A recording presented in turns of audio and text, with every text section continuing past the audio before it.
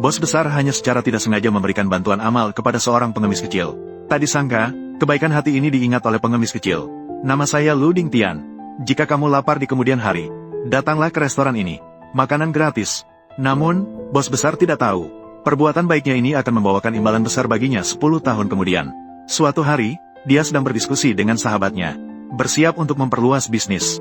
Namun, polisi tiba-tiba datang berkunjung. Menuduh restoran mereka memiliki banyak pelanggaran. Setelah diselidiki, baru diketahui bahwa sahabatnya berkhianat di belakang. Namun, bos besar tidak menyalahkan sahabatnya. Sebaliknya, dia merasa bahwa kelalaian manajemennya yang menyebabkan situasi ini. Jadi, dia menanggung semuanya sendirian. Dengan tuduhan, dia dipenjara. Tanpa disadari, semua ini adalah jebakan yang dipasang oleh sahabatnya yang disebut baik. Dalam sekejap, 10 tahun telah berlalu. Bos besar akhirnya menyambut hari kebebasan bersyaratnya. Segera setelah itu, sebaris mobil mewah berhenti di depannya. Teman-teman narapidana di sekitarnya melihat hal itu. Mereka semua berusaha mendekatinya dengan sikap yang menjilat. Bos besar bahkan mengira ini adalah sahabat baiknya. Tidak pernah melupakan persahabatan ini. Dia bahkan mengirim orang untuk menjemputnya. Lalu Li Chao. Siapa Li Chao? Pergi. Saya tidak mengenalnya. Ternyata para pengawal ini menyambut orang lain. Bos besar bahkan mengalami ejekan dari pihak lain. Melihat teman-teman narapidana yang sebelumnya menjilat. Dalam sekejap, mereka berbalik lebih cepat daripada membalik halaman buku. Bos besar hanya merasa itu sangat lucu. Memikirkan kembali keadaan dunia saat ini. Suhu dingin dan hangat memang seperti ini. Saat ini, dia juga tidak ingin bergaul lagi dengan orang-orang yang pura-pura baik ini. Dia hanya ingin menemukan sahabat baiknya. Mengambil kembali segalanya. Lalu hidup dengan tenang. Bos besar kembali ke restoran yang pernah dia kelola. Saat itu sebuah mobil mewah berhenti di depan restoran. Orang yang turun adalah sahabat baik yang pernah menjebaknya. Selamat tinggal, Tuan Tian. Hahaha. Keduanya berpelukan erat. Menunjukkan kedekatan yang hangat. Setelah beberapa basa-basi sederhana, mereka pun pergi ke kantor bersama. Menghadapi basa-basi pura-pura baik dari sahabat, bos besar langsung menolak dengan halus. Ia dengan tegas menyatakan bahwa ia tidak ingin lagi terlibat dalam urusan dunia bawah. Kemudian ia langsung bertanya tentang keberadaan dana investasinya. Sahabat baik itu menyatakan bahwa ia awalnya ingin mencari lebih banyak keuntungan untuknya. Namun setelah menginvestasikan dana, ia mengalami pasar lesu, yang mengakibatkan kerugian hampir total. Apa yang kamu katakan, Tuan Tian? Kamu tidak akan menyalahkan sahabat, kan? Itu adalah 30 juta. Kamu tidak mungkin tidak menyisakan 1 sen pun, kan? Kemudian sahabat itu dengan percaya diri berkata, uang itu sudah habis terpakai. Sekarang bahkan jika ia ingin membayar kembali, dia sudah merasa tidak berdaya meskipun hatinya masih ingin berjuang. Bos besar setelah mendengar itu tidak melanjutkan pertanyaan. Dia menyatakan bahwa dia baru saja bebas bersyarat, memintanya untuk mengatur tempat tinggal dan pekerjaan untuknya. Tak disangka, sahabat baiknya tampak setuju dengan baik. Namun di belakang, dia memerintahkan anak buahnya untuk menyuruh bos besar menggosok sepatu di depan pintu. Tanpa disadari, dia akan segera membayar harga untuk ketidaksetiaannya. Dan membayar harganya, karena anak kecil yang dibantu bos besar saat itu, kini telah menjadi presiden grup dengan kekayaan miliaran. Sekarang dia juga telah menerima kabar bahwa bos besar sudah bebas bersyarat. Segera memerintahkan asistennya untuk mencari keberadaan sang dermawan. Sementara itu, bos besar sudah dibawa oleh anak buahnya ke depan pintu. Di bawah pengaturan sahabat baiknya, dia mulai bekerja sebagai penggosok sepatu. Dia yang sudah sabar harus menanggung penghinaan dari masa lalu. Dia juga diejek. Dulu adalah kakak yang berkuasa dan ditakuti. Kini malah terjatuh sampai harus menggosok sepatu orang. Ayo, keterampilan ini benar-benar bagus. Sangat hebat. Saat itu, saudara baik hati bos besar yang lain datang. Ketika dia melihat kakak yang dulu dihormati, dia sangat terharu. Tapi melihat kakak ternyata menggosok sepatu di depan restoran, seketika dia marah besar. Kamu berani meminta kakak Tian untuk menggosok sepatu kamu? Ayo. Yang ketiga. Sudahlah, Kak Kui. Saya hanya tersesat sesaat. Hus, saya tidak akan berani lagi. Kak Tian, jangan tersinggung ya. Kamu sudah masuk selama 10 tahun. Anak-anak nakal ini sudah tidak mengenalmu lagi.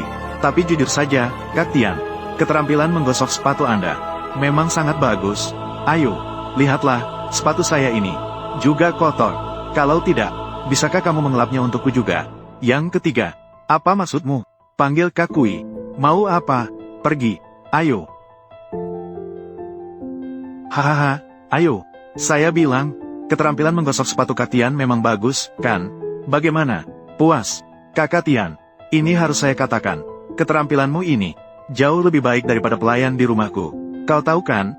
Li Chao, Wang Kui. Jika bukan karena aku saat itu, kalian masih saja preman di pinggir jalan. Tanpa aku, apakah kalian bisa seperti ini hari ini? Benar, ya, Kau yang menggantikan penjaraku. Lalu, apa masalahnya? Harusnya kau menyalahkan dirimu sendiri yang bodoh. Percaya pada persahabatan yang omong kosong. Li Chao, aku rasa kau salah paham. Aku kembali, bukan ingin bersaing denganmu untuk jadi bos. Aku hanya ingin mendapatkan kembali uangku. Uang itu adalah, aku simpan untuk putriku. Kakak Tian, mencari bantuan, harus memiliki sikap yang baik saat meminta bantuan. Jangan. Hanya berlutut seperti ini. Tidak bisa, kan? Itu benar. Kakak Tian mungkin sudah lelah. Belum cepat-cepat, bantu Kakak Tian. Hahaha. Oh, benar. Biarkan aku beritahu sesuatu yang lain. Saat itu, kau dipenjara selama 10 tahun. Ini juga adalah jebakan yang saya buat, yang mengirimmu ke dalam. Hahaha. Kenapa? Karena, kau bodoh. Percaya pada persahabatan yang omong kosong. Hahaha. Bos besar, kamu benar-benar tidak mengerti hubungan kami, saudara. Coba saja kamu berani menyentuh dia. Kalian ini siapa? Berani-beraninya kalian berbuat sesuka hati di tempatku. Paman Lu, saya datang terlambat. Kamu adalah, apa kamu sudah lupa? 10 tahun yang lalu di depan restoran, Anda memberi seorang pengemis kecil 2.000 yuan. Saya adalah pengemis kecil itu.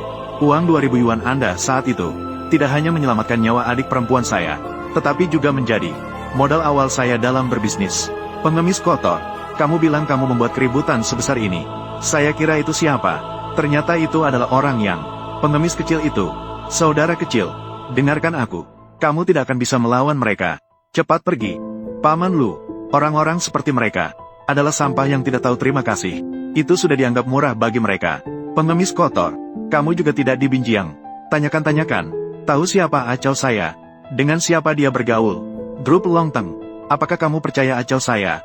Satu telepon sudah bisa membuat kalian semua tidak ada tempat untuk dikuburkan. Adik kecil, cepat pergi. Demi saya, menyinggung kelompok Longteng tidak layak. Paman, tenang saja. Kebetulan saya ingin membuat Cui Liang menjelaskan kepada saya. Dia sebenarnya adalah, bagaimana dia menjadi manajer ini. Manajer Cui segera datang. Sekarang kamu berlutut dan minta maaf padaku.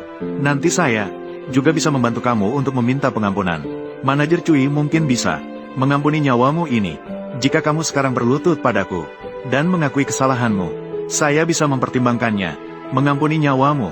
Beritahu Departemen SDM menghapus posisi Cui Liang di grup.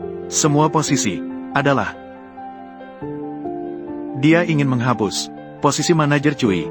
Apakah kamu mengira kamu adalah ketua dewan? Ya, Naga A33333. Manajer Cui. Manajer Cui, akhirnya kamu datang. Tadi, seseorang memanggilmu, bahkan bilang kamu buta. Pergi saja. Di Binjiang, orang yang berani menghina saya, Cui Liang. Ini adalah pertama kalinya saya bertemu. Saya lihat siapa itu. Begitu angkuh. Ini aku. Kamu orang tua.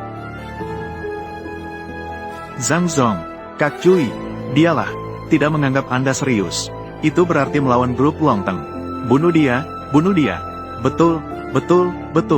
Bunuh dia. Zhang Zong, apa yang kamu lakukan di sini? Dengar-dengar manajer Cui di kota Binjiang, tapi dia adalah orang yang berkuasa. Bukan,